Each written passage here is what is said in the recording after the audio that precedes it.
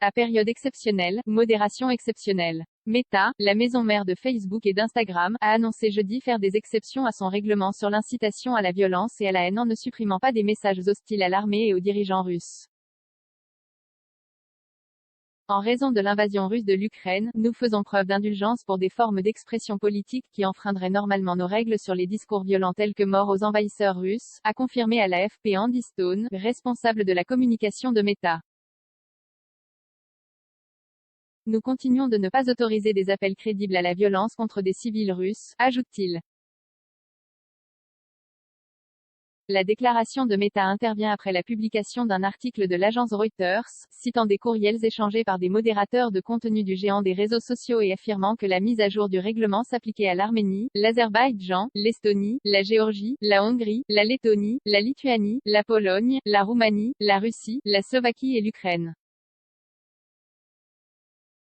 Règles de guerre en temps réel, pour Emerson Brooking, chercheur résident à l'Atlantic Council, un groupe de réflexion américain, les exceptions autorisées par Meta représentent une tentative de s'adapter à une situation extrêmement mouvante et tendue.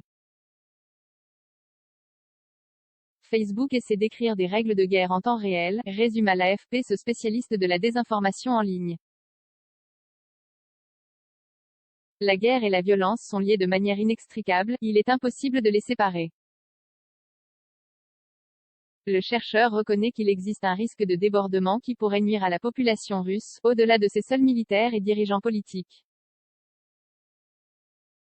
On observe à travers l'histoire que les actions violentes d'un pays contre un autre mènent à des appels à la violence, à l'intolérance ou à la haine contre les étrangers associés au pays agresseur, explique-t-il. On peut penser aux persécutions aux États-Unis contre les Allemands pendant la Première Guerre mondiale ou contre les Japonais pendant la Seconde Guerre mondiale.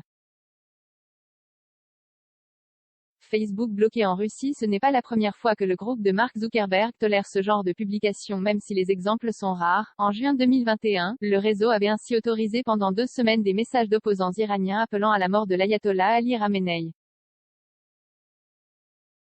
Twitter n'a pour sa part pas fait d'annonce récente concernant une mise à jour de son règlement sur les contenus violents.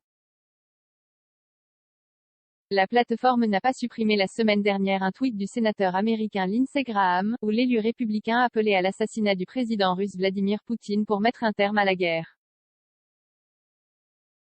Twitter a par la suite confirmé au site The Daily Beast que cette publication n'enfreignait pas son règlement.